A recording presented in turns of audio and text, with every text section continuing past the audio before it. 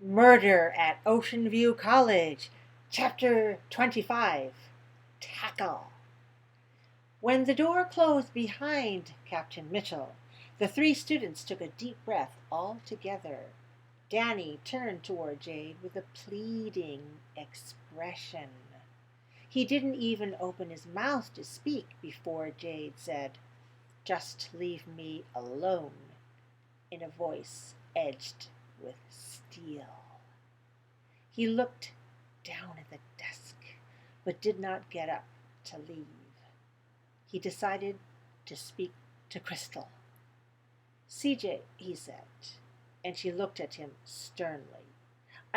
Crystal," he corrected himself. He did not continue, though, because she was speaking to him. "Danny Soto, you are mostly responsible for our suspensions and this whole mess. I do not want to see or talk to you right now. Give me some time." With these words, she stood abruptly and walked out of the room.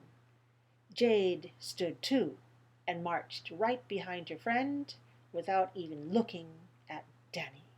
She thought he needed to suffer just a little more. Danny sat alone in the police meeting room and thought, yes, it really was his fault that they had all been suspended. And if he had not gone out with Amber, Jade would not be mad at him.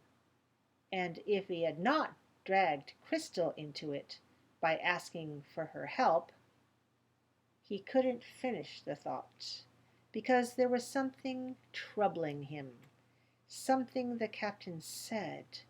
What was it? He stood up and began to pace the room, his usual thinking pose.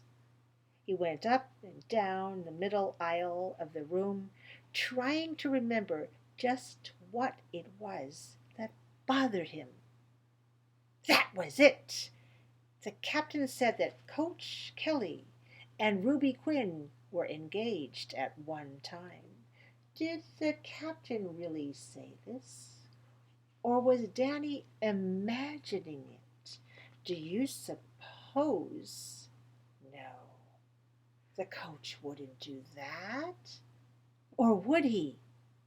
Do you suppose that he could have killed her? Maybe he still loved her.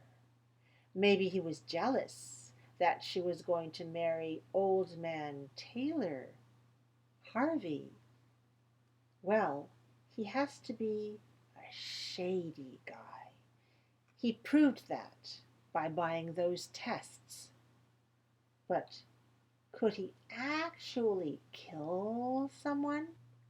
He stopped in mid-pace and slammed his right fist onto his open left hand. "There's only one way to find out," he said to the empty room. He ran out the door and down the hill to the gymnasium. If he got lucky, he could catch the coach just before he left for the day. Danny stopped running when he reached the football field. He saw the coach standing alone near the goal posts at the opposite end. He was holding his clipboard and seemed to be reading something written there. Danny walked as calmly as possible toward Coach Kelly, but was surprised when the coach looked up, saw Danny, threw the clipboard aside, and started to run, just as Danny got near enough to speak. For a minute, Danny was confused, but his football instincts took over, and he began to chase him. It looked like the coach was heading for the opposite goal posts. Danny wondered what was wrong with him, but didn't stop to think about it. The coach looked back at Danny and kept on running. Danny shouted at the coach, "Stop! I need to talk to you." The coach didn't stop. Danny turned up the heat, and at the 10-yard line, just before they reached the goal, Danny grabbed him around the waist and pulled him to the ground in a perfect tackle. "Damn it! Get off! Get off me!" the coach shouted. "Let me go!" They were both out of breath when they stood up, but Danny was younger and in better shape. The coach was bent over at the waist, breathing hard.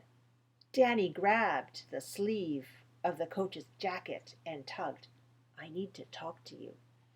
The coach straightened up and held up both hands in the air as if in surrender. "Okay, okay, they told me that you knew. I guess you figured it out," he said. "I give up. I just did it because I couldn't see any other way." "What do you mean, you couldn't see any other way? Go on." "We were winning, but we would have been in trouble if some of these guys had to be kicked off the team." Danny realized that the coach was talking about the test scam and not about Ms. Quinn's murder.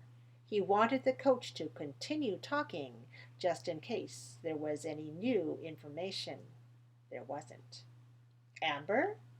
Danny asked. "Did she warn you that you're going to get busted?" The coach nodded.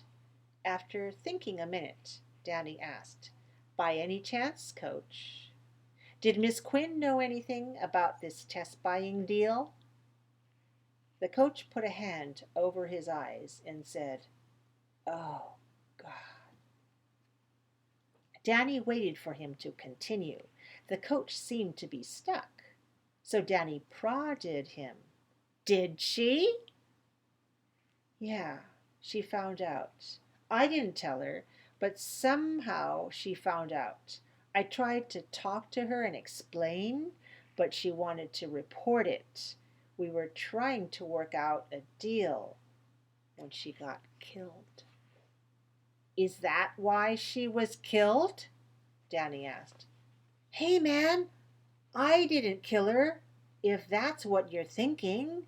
I liked Ruby." "Weren't you engaged to her at one time?" Danny continued with his questions.